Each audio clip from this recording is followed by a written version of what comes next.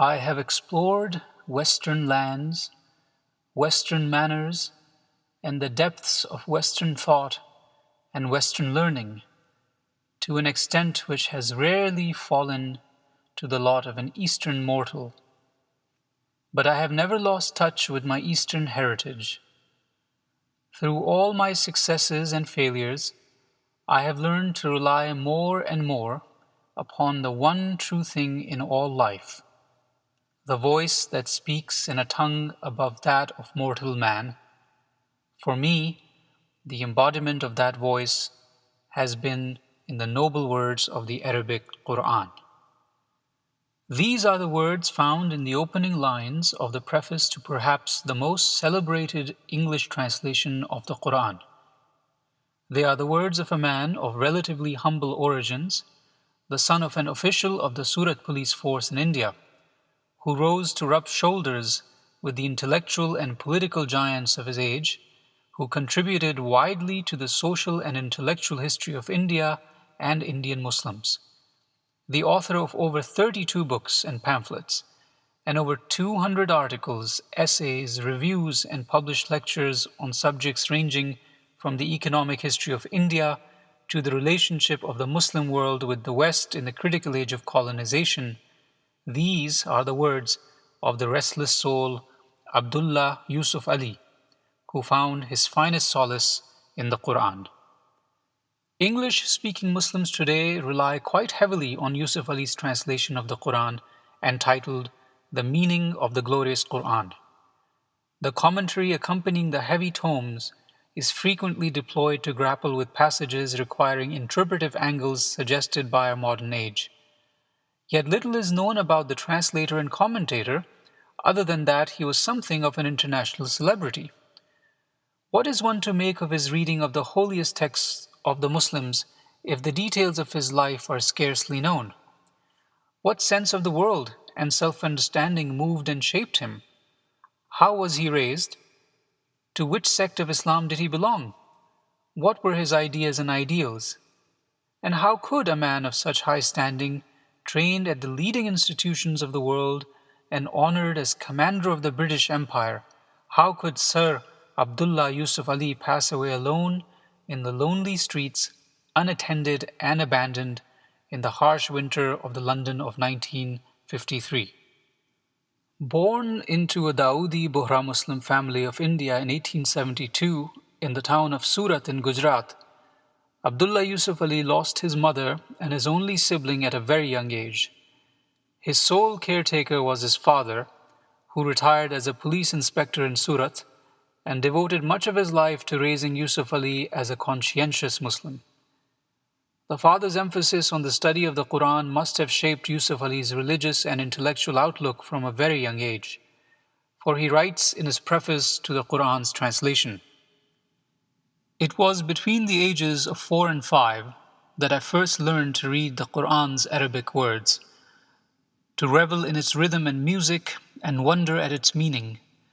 My revered father taught me Arabic, but I must have imbibed from him into my innermost being something more, something which told me that all the world's most beautiful languages and literatures are but vehicles for that ineffable message which comes to the heart in a rare moment of ecstasy." It is this inner and deep devotion to the message, music, rhythm, rhyme, and ineffability of the Quran imparted to Yusuf Ali at the age of 5 that returned to him in his twilight years in the form of his canonical translation, The Meaning of the Glorious Quran. Between that first exposure to the scripture and the first words of translation he penned, a long and complex journey inflected his life. It shaped his sense of his own place and of the destiny of Muslims in the world, and the person he had to become along the way, one who deftly negotiated modernity and piety, reveled in and found stability and solace in the unchanging words of the Quran. Yusuf Ali's education was unusual for a member of the Bohra community. His father did not send him to a religious school, the Jamia Saifia, as was the usual practice in those days. Instead, he matriculated the Anjuman-e-Islam school in Mumbai, which was established by the Muslim community of the Presidency and was initiated by the celebrated Badruddin Tayyibji and some partners. The school was non-sectarian and included boys of all denominations with training in Urdu and English and a curriculum based on British principles of education. This early exposure to Western social, political, and intellectual traditions shaped much of Yusuf Ali's life. Thereafter, on the advice of Sir Frederick Lely, his father submitted a successful application of admission to the School of the Free Church of Scotland in Mumbai. Here he studied until 1887, when he was admitted to Wilson College on the strength of an arduous entrance exam in which he received the highest marks among the candidates. In 1891, the year of his graduation, Yusuf Ali's beloved father passed away. But he had left his son primed to climb the ladder of social, political, and intellectual success. The same year, Yusuf Ali was chosen as one of 9 students to study in a leading university of Britain on a full scholarship. With a complete knowledge of the classics and mastery of English, Urdu, Latin, Greek, and some Arabic and Persian, Yusuf Ali decided on a path most upper-middle-class Indians chose during this era. He joined St. John's College at the University of Cambridge to read law. But the life of a wanderer that began at the age of 6, filled with personal losses and an excruciating sense of loneliness, had already taken a toll. He could not concentrate on his studies and took a respite of 2 years and suffered his loneliness in perhaps the darkest period of his life. Then again, the tenacity of his character re-emerged from the rubble, and this young orphan regained his strength and sense of purpose. In 1893, Yusuf Ali sat for the Indian Civil Service exams. By all counts, this was unusual, as he was still an undergraduate. Yet more extraordinary is the fact that in the initial phase, he was ranked 20th among an innumerable host in perhaps the most grueling recruitment exam in the world. In the final round, he was ranked 7th among the 65 final candidates. This success began Yusuf Ali's life as an accomplished scholar administrator of the British Empire. The Indian Civil Service was the dream of practically every highly educated young man of India and of most British graduates of Oxford and Cambridge. Yusuf Ali was now in the ranks of such future leaders as Muhammad Ali Jinnah, Muhammad Iqbal, Jawaharlal Nehru, with some of whom he met and consulted throughout his career. His circle of friends would include such luminaries as Sir Sahibzada Aftab Ahmad Khan, the Agha Khan Sir Sultan Muhammad Shah, Lord Allen of Hertwood, Nawab Sir Ahmad Hussain Bahadur, Sir Thomas Arnold, Maharaja Sir Sayaji Rao of Baroda, Sir Shahnawaz Bhutto, and Sir Mir Usman Ali, the Nizam of Hyderabad. For the remainder of his life, Yusuf Ali combined a high-profile status in public and government service with vast scholarship. He traveled to Europe, North America, the Middle East, and Africa, both for diplomatic missions and for delivering well-attended lectures. He published in the popular and strictly academic media, and he also served as an academic in the University of London School of Oriental Studies and as the principal of the Islamia College, Lahore. This was a life of a great and diverse set of achievements and productivity for a man constantly on the move. Yet more baffling is that Yusuf Ali was able to leave such an imprint on history despite his deeply troubled personal life. The loneliness that began with the death of his mother and brother at a very young age, that loneliness and desperation, which was multiplied tenfold with his departure from home at the age of 6, and which led to the brief collapse after his beloved father's death, that loneliness was his constant companion.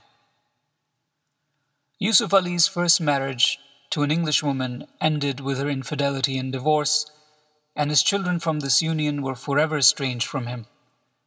A similar fate befell him in his second marriage to another British lady. Thus the life of public celebrity and acknowledged scholarship was marred by deep personal grief that would not ebb for more than a few moments. If one examines Yusuf Ali's literary output, one finds a constant thread, one that is both intellectually sincere and personally apt. As a modern reformist Muslim who straddled two worlds, the East and the West, he wished, through his many works, to demonstrate that, in its purest and truest form, Islam is ecumenical, tolerant, compatible with, and indeed cherished by whatever is good and noble in the West. It is also this Islam, read and interpreted in the proper way, that can give solace to the darkly tragic and abysmally hopeless personal life of a Yusuf Ali.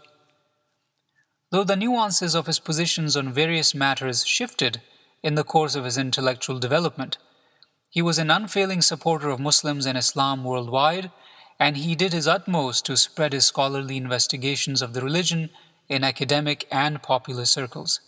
He wished for an Islam that would be culturally and scientifically comfortable in the garb of modern Western traditions. Such an Islam can only come about by means of educational reforms. Among innumerable examples, one may cite his article Goethe's Orientalism, where he argues for the deep and sincere appreciation of this master of German literature for the spirituality of the East. Or we may read his article A Plea for a Muslim University, where he tries to show the importance of a non-denominational Muslim university in India, one that would not only teach Islam, but will also inculcate a modern habitus. That India, particularly its Muslims, should be equal in their citizenship and rights by virtue of their service to the British Empire is passionately claimed in his article India's Services in the War, and in his article India's Effort, Is It Sufficiently Understood? That interconfessional lines of division can disappear if we focus on our common goals, misfortunes, and a common educational standard is stressed in his article Our Immediate Future.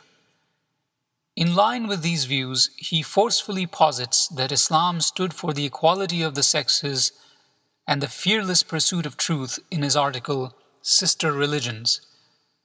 Finally, reform of Muslim culture in light of modern insights and demands is discussed in his article Muslim Culture and Religious Thought in India. In this article, Yusuf Ali focuses rather heavily on the idea of a progressive interpretation of the Quran, one that is ultimately independent of the medieval tradition. Ultimately, this idea of a modern reading of the Quran, a reading that would give solace to him in his personal and public life, and that would serve as a guide to future Muslims, led to the production of his The Meaning of the Glorious Quran. This translation and commentary of the holiest texts of the Muslim faith is Yusuf Ali's maximum opus, and it is the book's most widely read English translation. In his preface of 1934, Yusuf Ali writes, "That ambition to translate the book I have cherished in my mind for more than 40 years. I have visited places, undertaken journeys, taken notes, sought the society of men, and tried to explore their thoughts and hearts in order to equip myself for the task. Sometimes I considered it too stupendous for me. Two sets of apparently accidental circumstances at last decided me. A man's life is subject to inner storms far more devastating than those in the physical world around him. In such a storm, in a bitter anguish of a personal sorrow which nearly unseated my reason and made life seem meaningless, a new hope was born out of a systematic pursuit of my long-cherished project. Watered by tears, my manuscript began to grow in depth and earnestness, if not in bulk. Wanderer that I am, I carried it about thousands of miles to all sorts of countries and among all sorts of men. A haunted and burdened spirit seeking solace in the rhythms and universal call of a holy message permeates the translation. It seeks to harmonize its restlessness with a desire for stability.